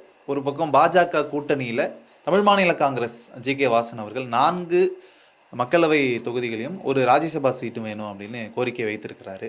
யாராருக்கு எவ்வளோ கிடைக்குங்கிற அந்த யூகங்கள் எதா இருக்கு? பாஜக என்னப்பா அவ்வளோ டிமாண்டாக இருக்குது அங்கே? அவர் 4 என்னப்பா 40 வேணா கூட நீங்கள் வச்சுக்கிட்டு. பாரதிய ஜனதா கட்சி அது இங்கே இருக்கக்கூடிய ஊடகங்கள் மூலமாக கருத்து கணிப்பு மூலமாக ஏதோ பெருசாக பில்டப் கொடுத்துக்கிட்டு இருக்குது. அவர் அண்ணாமலை நடந்து போன பாதைகள் அப்படின்னு வச்சுக்கோங்க, வழிநெடுக்க இந்த கூட்டம் ஏதோ அலமோதுற மாதிரி எண்மண் மக்கள் அலமோதுற மாதிரி காட்டியிருக்குது. ஆனால் எங்கேயும் நாங்கள் காசு கொடுக்காம கூட்டம் கூட்டணும் வந்தீங்கன்னு மட்டும் நீங்கள் சத்தியம் பண்ணி சொல்லுங்கள். உங்களுக்கு வந்த கூட்டம்லாம் எப்படி வந்தது? சரி இருங்க, நீ ஏதோ ஒன்று இருந்துட்டு போங்க, திராவிடத்தை ஒழிக்கிறேன்றீங்க, அதுக்காக உங்களுக்கு இப்போதைக்கு அதிகம் விமர்சிக்கக்கூடாதுன்னு கூட வச்சுக்கலாம் சில பேர் சொல்கிற மாதிரி. ஆனால் நான் வந்துடுவேன் இங்கே தமிழ்நாட்டில்னு சொல்கிறீங்கல்ல, அதுதான் இப்போ எங்களுக்கு வந்து ரத்த கண்ணீர் வருது. இன்னும் இவ்வளோ கொடுமையாக தான் பேசுகிறாங்களே அப்படின்னு சொல்லிட்டுன்னு. நீ எதை வேணாலும் சொல்லணும் ராகவ், ஆனால் நம்புற மாதிரி சொல்லணும். இல்லை ஆட்சிக்கு நாங்கள் வந்து இப்போ 40 தொகுதி இருக்குது. 40 தொகுதியில் எங்களுக்கு 4 கொடுன்னு ஒரு சண்டை போட்டுன்னுக்கிறாருல்ல, 40 கொடுன்னு கேட்டாலும் கூட கொடுத்துடணும் அவங்க. அப்படி தான் இருக்குது நிலைமை. இது இருக்கிறது எத்தனை கட்சி இருக்குது பாஜகவில்? பாஜக கூட்டணி சொல்லுங்கள். தேமுதிக பேச்சுவார்த்தை நடத்திட்டு இருக்கிறதா சொன்னாங்க. தேமுதிக ஐஜேகே அதிமுக கூட கிட்டத்தட்ட முடிவாக போகுது. ஓகே, ஐஜேகே பாரிவேந்தர் அவருடைய கட்சியும் அதில் பேச்சுவார்த்தையில் இருக்கு. அப்புறம் இன்னும் உதிரி கட்சி மோடி வந்த உடனே கிருஷ்ணசாமி அவர்கள் பேச்சுவார்த்தையில் மோடி வந்த உடனே மேடையில் எல்லாமே நின்னாங்க. அதில் நம்ம பரிதாபத்துக்குரிய ஒரு காட்சி என்ன தெரியுமா? நம்ம தமிழறி மணி இருக்கிற காந்தி அவர் கட்சி தலைவர்னு நிற்க வச்சுருந்தாங்க. அவர் மோடி எல்லாருக்கும் வரிசையாக நிற்க வச்சு அறிமுகப்படுத்துறப்ப அவர் வழியை வந்து இங்கே இருக்கிற தன்னை ஒரு பிரபலம் மாதிரி அங்கே காமிச்சிட்டு இருக்கிறாரு. மோடிக்கிட்ட நினச்சி மேடையில் காமிச்சாருன்னு தெரியல. பாவம் நல்ல மனிதர்.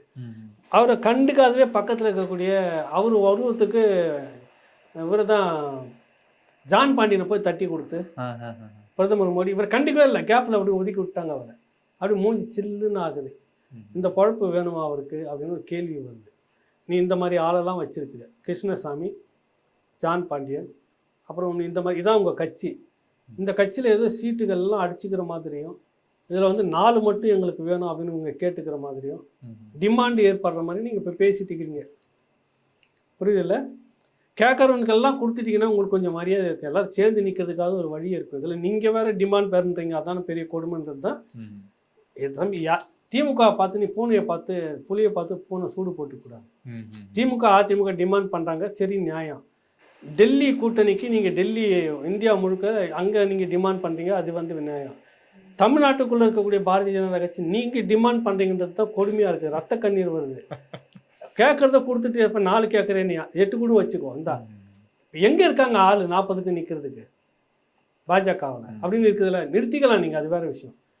தனித்து நின்று நான் இதுதான் அப்படின்னு நீங்கள் ஒன்று காமிங்க, அதில் இருக்குது பேசி. நான் கூட்டணி எல்லாத்தையும் புலிக்கு பயந்தவங்களாம் என் மேலே படுத்துக்குன்னு சொல்லிட்டு படுத்துக்கிறீங்க. சரி, இது மேலே இது கூட பரவாயில்ல, தமிழ்நாட்டுக்கு நீங்கள் கொஞ்சம் பின்னாடி தான் வரீங்க. 60 ஆண்டுகளாக நாங்கள் ஒரே சின்னத்தில் இருக்கிறோம், ஆனால் தனித்து மட்டும் நாங்கள் நிற்கவே மாட்டோம். புரியுதில்ல, எல்லாம் என் மேலே படுத்துக்குங்க. அங்கேயும் அதே தான், புலிக்கு பயந்தவங்களாம் என் மேலே படுத்துக்குங்க, ஓடியாங்க, நீ உள்ள சேஃப்டியாக இருந்துக்கோங்க, புலி எல்லாம் மேலே இருக்கணும்னு இழுத்துன்னு போயிடும். அந்த மாதிரி ஒரு அரசியல் இங்கே ஓடிக்கிட்டு இருக்குது. ஒரே ஒரு முறை திமுக தனித்து நின்று நான் இந்த முறையில் நாங்கள் ஜெயிச்சு காட்டுறோன்னு அதிமுக இருந்த வரைக்கும் அந்த அம்மா எடுத்தோன்னே முதல்ல அறிவிச்சுட்டு வேட்பாளர் இறக்கி பிரச்சாரம் பண்ணுங்கன்னு அப்புறம் கதறிட்டு ஓடுவாங்க. ஐயோ தொகுதி பங்கீடு என்ன, சரி வா 5 3 பிடிச்சிக்க போ அப்படின்ற மாதிரி பண்ணோம். நீ ஒரு முறை கூட அந்த மாதிரி பண்ணதே இல்லை. திறந்தே இருக்குது எங்களுக்கு வாசல், திறந்தே இருக்குதுன்னு கடைசி வரைக்கும் சொல்லிகிட்டே இருக்கும் திமுக. ஒரு முறையாவது நாங்கள் முன்கூட்டியே அதெல்லாம் யாரோடும் கூட்டணி இல்லை அறிவிக்கிறோன்னு அறிவிச்சிருவாங்க அதிமுக. அந்த மாதிரி கூட இது வரைக்கும் செய்ததில்லை. நீங்கள் தனித்து நின்று திமுக பாஜக 2 பேரும் நீங்கள் தமிழ்நாட்டுக்குள்ளே தனித்து நின்று உங்களுடைய நிரூபிச்சுட்டு அப்புறம் நீங்கள் உங்கள் அரசியலை பேசுனீங்கன்னா நல்லா இருக்குன்றது தான் என்னுடைய பதில். அதே போல் நரேந்திர மோடி அவர்கள் பல்லடம் பொதுக்கூட்டத்தில் பேசும்போது எம்ஜிஆருக்கு பிறகு சிறந்த ஒரு ஆட்சியை தமிழ்நாட்டில் கொடுத்தது என்றால் அது அம்மா ஜெயலலிதா அவர்கள் தான் அப்படின்னு அங்கே ஒரு புகழாரம் சூட்டுறது அதிமுகவை கூட்டணிக்கு மறுபடியும் மறைமுகமாக அழைக்கிறாரு அப்படின்ற பார்வையில் பார்க்கலாமா? சரி, எதுக்கு அவங்க கூட அந்த தோழி சிறைக்கு போனாங்க, அந்த அதே தண்டனை எப்படி ரத்தாகுது செல்வி ஜெயலலிதா? எதுக்கு நடந்தது? சிறந்த அது கரெக்டு. ஆனால் உண்மையில் அவங்க இருந்த வரைக்கும் மோடி கொஞ்சம் எல்லைக்கு வெளியிலே வாழை சுருட்டி உக்காந்துருந்தார். அது வரைக்கும் அதை நினச்சி சொல்லியிருப்பாருன்னு நினைக்கிறேன். மோடியா லேடியான்னு சொல்லுவோம். ஆமாம், செல்வி ஜெயலலிதா அவர்கள் இருந்த வரைக்கும் அந்த எல்லையிலே இருந்துக்கும், ஆந்திர எல்லையில் இங்கே மட்டும் வந்துடாத, அந்த உங்கள் வித்தையெல்லாம் அங்கே அதுக்கு அந்த பக்கமே இருக்கணும் சத்தியமாக வச்சுருந்தது. அப்படி மோடியா லேடியான்னு கேட்டு சவால் விட்டுன்னு இருந்தது. அந்த மாதிரி இருந்துகிட்டு இருந்தது. இப்போ அதை மனசில் வச்சுக்கிட்டு சொல்லுவார் சூப்பர் லேடி அது, அந்த மாதிரி இல்லை யாருன்னு அதை வச்சுக்கிட்டு தான் சொல்லியிருப்பாரு. எனக்கே தண்ணி காட்டின லேடி இல்லாது அப்படின்னு சொல்லிட்டு கரெக்டாக அப்படிதான். அங்கே இருந்தப்போ உன்னுடைய மத்திய அரசுடைய எந்த அதிகாரமும் அந்த அம்மாட்ட செல்லுபடி ஆகலை. நீட்டு வெளியில் இருந்துட்டு இருந்தது. இந்த மின் உற்பத்தியில் வந்துட்டு ஒரு ப்ராஜெக்ட் மத்திய அரசுடைய இது அதை வெளியே நின்றுட்டு இருந்தது. இப்படி பல விஷயமும் வெளியே தான் நின்றுட்டு இருந்தது. எட்டி பார்த்துட்டு இருந்தார் மோடி தமிழ்நாட்டுக்குள்ளார. அது இறந்துச்சு, அதோட உங்களுடைய அதிகாரம் முழுக்க உள்ள இஷ்டத்துக்கும் திறந்து விட்ட காது மாதிரி வந்துடுச்சு.